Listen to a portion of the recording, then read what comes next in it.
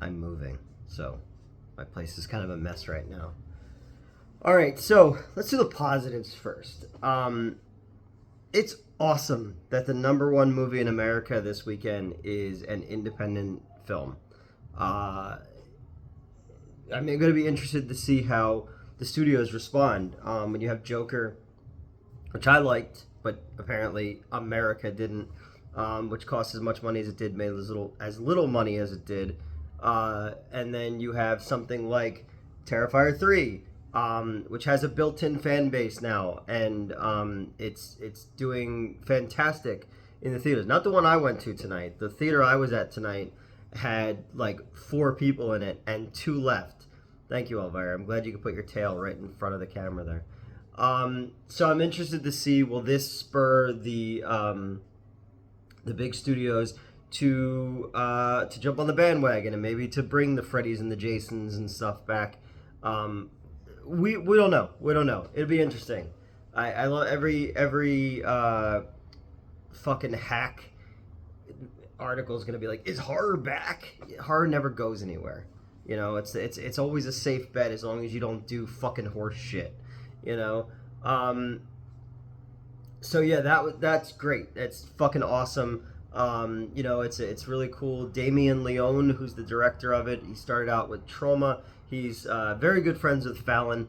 I interviewed Catherine Corcoran, who's the girl who gets cut in half in the first Terrifier movie, on this channel maybe 2 years ago, I think. The girl who plays Sienna is from Philadelphia. She's incredible in both of these movies. I think she's going to have a huge career. I love the practical effects. I love that it's not PC. I love that there's a level of sadism in it, which reminds me of a bygone era of film, which doesn't exist anymore. It has that trauma spirit, since that's where these guys came from. Art the Clown started in the anthology movie All Hallows Eve, and I was not a huge fan of that. Really wasn't a fan of the first Terrifier, but Metz and I saw the second one in the theater. The coolest thing about the second one was just all the props from Tony DeBartolus, who's doing all the monsters for my movie and done all my creatures. All of his props that were in the background, because we filmed Swamp Zombies 2 there, and we filmed Planet Frankenstein there. And in doing that, we left things behind from we were reshooting, and they used them in the movie. So that was really cool. Part 2 was way too long, and they had to start building on the lore and all that kind of stuff. So those things kind of took me out of it a little bit. But the gore was so sadistic and such like black comedy, that it really, really worked for me. And like I said, I loved the girl who played Sienna. Now we have the third one, and the third one is actually shorter than the second one, but felt way longer. And I don't want to be shitty, man. I really don't want to be shitty, because I think that there's elements of this movie that I really, really liked. Maybe it would have worked a little bit better if I saw it with a crowd, or if I just seen it with Metz. Like when we saw the second one, we were howling at the scene with like the bleach and the cheese grater and all that kind of stuff. We fucking ate that stuff up because we're sick. We're sick people. This one, it was quiet. It was like really quiet. I laughed a couple times at some things. The Sienna character dealing with the PTSD of the Art the Clown stuff, it becoming more of a tabloid thing, and how everyone looks at her. Art himself, I thought, was fantastic. I love his mannerisms. I love that he's silent. I love just the looks on his face and all that kind of stuff. I think that shit really, really works. And again, continuing with the practical effects, there's nods to Pieces. There's nods to The Shining. He's sitting in the attic with the Amityville Horror windows and stuff like that. There's a lot of great callbacks. There's a lot of great cameos. Tom Savini in a mall, Daniel Roebuck and Jason Patrick, who's almost unrecognizable. I was like, oh yeah, that is Jason Patrick as the dad. You've got Clint Howard in a Christmas movie, so I was like, oh okay, I feel like this has to be it should be connected to Silent Night, Deadly Night in some way, shape, or form. You know, you there are a lot of things in there that I really like and that I should like a lot more. But this movie just felt like a slog to me, man, and it was joyless. Um, Whereas the second one had that dark, edgy comedy to it. This one, when it went edgy, like I was like, oh, okay, we got a crown of thorns. We have the chick whose face was all fucked up from the first movie, masturbating with a knife. I was just at times it felt like Three from Hell or 31. Like it felt like those like the lesser Rob Zombie movies, or like the kind of shit that like an edgy eighth grader would think is edgy. Um, and while this movie was bigger in scale, I guess, and budget, because apparently Damien Leone was offered more money to do these movies for the studio, but to do it for like you take out all the gore and stuff like that, and he didn't want to do that. Like it feels smaller. The movie felt like very flat in some spots. And again, I'm not a good filmmaker, okay? And I'll never make anything in my entire fucking life that'll have the kind of like nothing I ever make will be sold in Spirit Halloween, you know? So I'm not being shitty here. I'm just like I'm watching it and I'm trying to understand what people's attraction to this, because I'm not a person who's like I hate it because it's popular. You know, I'm never gonna be like I don't like the Marvel movies because they're popular. I don't like Star Wars because it's popular. You know, I don't get it. That's what I'm trying to figure out is like what am I missing? Because it's clearly my fault. You know, and again, it has so many things that I like so much, and it can't just be the pacing. It can't just be the weird like trying to build lore thing that kind of stops a lot of it dead. Because I love garbage movies, man. You know, and this isn't a garbage movie. Obviously, it's a well-made movie. But like I'm able to take many flights of fancy when it comes to my consumption of media. But I don't know, something about this just doesn't click with me.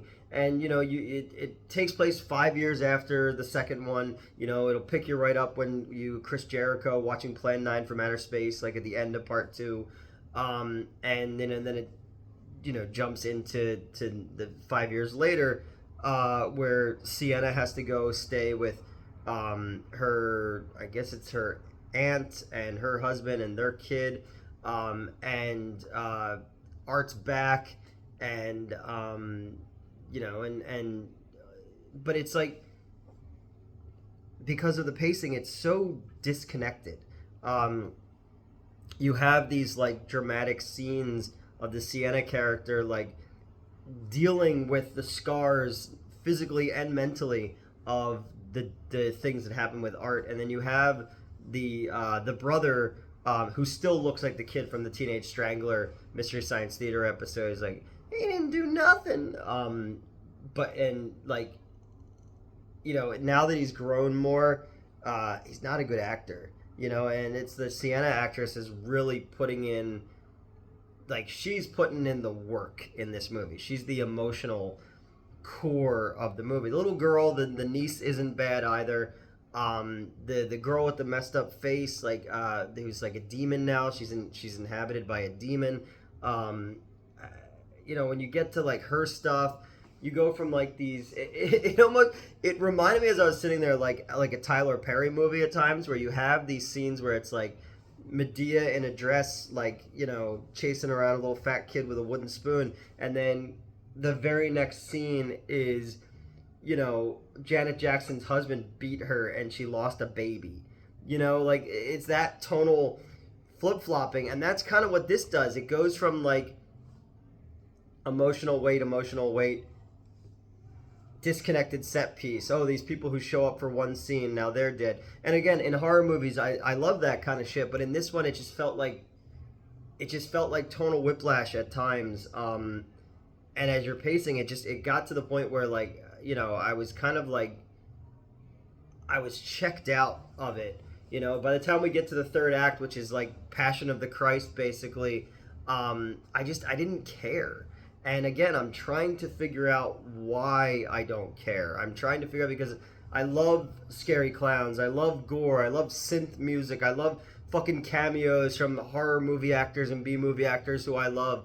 I love hot brunettes. This movie's got tons of hot brunettes in it. It's got a fucking a shower sex scene that ends with a dude getting a chainsaw to the ass. Like, there are interesting kills in it, but it feels so disconnected from the last one, and it feels like it's not an obligation movie like the Joker. I know that, but at times it feels like an obligation. It feels like they're just like, okay, what do we do here? And there's a lot of off-screen to death in it, and I know one of the scenes, one of the off-screen kills is to set up a fake out. You have to do that, but I was just like, I don't know. It just felt weird to me at that point. So I don't know. Maybe I'm wrong because everybody keeps like talking about how incredible it is, and the second one, like I said, had a lot of stuff in it that I liked. I loved the scene in the first one where he cuts Catherine Corcoran in half. Like, that's the thing that made everybody know who Art the Clown was and all that. And I love that. Again, I love the fucking idea of this indie movie being the #1 movie in America. That makes me so fucking happy. Makes me happy when indie horror gets recognized. Makes me happy when practical effects stuff. Now, one of the scenes was ruined for me. The big rats down the throat scene was ruined for me because I'll tell you a little behind the scenes story. I hired a hair and makeup person to work on Amityville Pull Toy Massacre, which I wrote, directed, producing. The scenes where we had Diana Prince, Darcy the Mail Girl from Joe Bob Briggs out, she needed a hair and makeup person, so somebody recommended me this woman, and she was telling us all on set about how she worked on Terrifier 3, and she was showing us video and pictures of that shoot, and I was saying to Fallon, because Fallon knows Damien Leone, I was like, I don't think she should be showing people that. And apparently she was an issue on that set, and she was an issue on my set, and I had to throw her off our set. She and I got into a huge argument in the garage of the house we were filming at, and I don't like to raise my voice at people. I don't like to, and I had to like separate her from the rest of the crew and the actors and stuff like that because it was getting bad. But I had to I had to put on my daddy pants and fucking end that, and then come to find out that she broke the NDA when it came to showing people stuff that she recorded from Terrifier. So I was like, maybe that scene would have had a little bit more impact if I hadn't known what it was going to be already, and if it wasn't connected to a really shitty experience of many shitty experiences that we've had making this movie. Who knew making movies was so fucking hard, you know? But yeah, so yeah, I don't know. I'm glad that it's playing in a mainstream theater, but it doesn't look like a movie that should be playing in a mainstream theater. Like this one, it felt flat. It felt like, you could tell where the reshoots happened with like Daniel Roebuck and Clint Howard and stuff like that. There's also a really, really bad continuity error where Santa has a wig on and then it's gone, and then Art then has it, and there's a couple really obvious stunt doubles and stuff like that. But fuck it, I'm making a haunted pool toy movie for $15,000, so I have no fucking right to talk about anyone else's movie. I'm sure my movie's gonna look like shit, but it's a B movie. Not that like, oh, it's supposed to be bad. No, it's supposed to be good. I'm just not very talented. But I have talented people working with me. I don't know, man. I my whole ride home here, so I was driving around looking for parking, and I was just like, man, it's me. I'm the problem here, because like it has, like I said, I keep saying it, and I keep saying it over and over again in a way of like trying to convince myself, but I already know that I'm the problem here. It's like Scream. I don't like the Scream series, and I've never been a fan of the Scream movies. Even the first one, I was just like, whatever. Like, I can appreciate the things about them that I think works, but it's just not my bag, And this and Scream and Art kind of fall in the same thing where I was like, I know people really love it. I'm not gonna like poo-poo anybody's love for something, but something about it just doesn't doesn't work for me, and I don't know what it is, man. But in saying that, I hope we get more practical effects. I hope we get more indie movies with spotlight and stuff like that, and I want to see more of this actress who's plays Sienna in things, because I think that she's fucking great, and she's from Philadelphia, like I said. Just like the guy who's playing Superman coming up, he's from Philly as well, so more Philly people doing cool shit. And good on Damien Leone, man, to take this like anthology short and turn it into this global phenomenon, And again, there's all these things I appreciate about it. The movie just felt flat and joyless to me. And movies that have people like getting their limbs frozen with liquid nitrogen and then smashed with hammers, scalps being scalped and their faces being pulled off, and like all that kind of stuff. That should work for me, as a sick weirdo who loves fucking weirdo horror movies. And like I said, my tolerance for like stuff like, I love Italian horror movies and 80s slasher movies and Al Adamson and Sam Sherman B movies and stuff like that. And I worship at the altar of Fred Olen Ray. So like I'm never gonna be the elevated horror guy. But just something about this one, this whole series just doesn't click for me. And I remember going into the first one super excited because of all the hype around it, and then the second one too, and they're like, oh, it's a bigger budget, it's got this, that. I was like, all right, cool, like I'm down. You go back and watch that review, and Metz and I kind of came out of it like, we loved the gore and we loved these elements of it, but it was just too long and just too poorly paced. And like I said, this one was somehow shorter but felt longer. So I don't know. Tell me I'm wrong. Tell me I have no joy in my life and I don't know fucking shit about movies, and I'll be like, I know. I've been saying that for... Go back and watch every video I've ever done. That's all I ever say. But yeah, I can't... I don't know. Terrifier 3 just didn't do it for me, man. And I love Christmas horror movies too. There's something about the darkening of something that's supposed to be so joyous, There is some really cool shit though, like when Art is in the mall and he's got the creepy Santa Claus mask on. It kind of reminds me of like the All Through the House episode of Tales from the Crypt, where it starts with the Crypt Keeper, in like the creepy clown mask, or the creepy Santa mask and stuff. A lot of this movie had a lot of that Tales from the Crypt episode, and that episode was actually just the pilot episode was actually just a remake of the segment from the Amicus Films Tales from the Crypt movie from the 1970s. I think it was Joan Collins maybe was in that, or I could be wrong. But yeah, that's it. Terrifier 3. What am I missing, man? I want to know what the fuck I'm missing. And why this just doesn't click with me. Or, here you go, tell me this. What's a film series that everyone fucking loves that you just don't understand? Or TV show or something like that. Like, I really tried to get into Game of Thrones, and I just kind of was in and out of it. It never really did anything for me. But then there's a lot of shit that I absolutely fucking love that other people are like, you're a mentally ill person, because that is awful. And something about it speaks to me. This, unfortunately, did not. But I'm jazzed for fucking... I've never met the dude, but Fallon said he's a really good guy, Damien Leone. And I'm really excited for an indie horror film being number one at the box office, and I'm very much hoping that leads to other indie horror films getting a chance. And I also hope that it leads to a reboot or a refresh of the the Freddys and the Jasons and the Leatherface. Well, not Leatherface, that's the last one. Let's get a new Phantasm movie without Angus Shrim. That's gonna be sad, but there's things that we can do. And it's cool that we have a new horror icon in Art. I like Art as he is. It's just the films that don't work for me. So yeah, tell me I'm wrong. I'm used to it.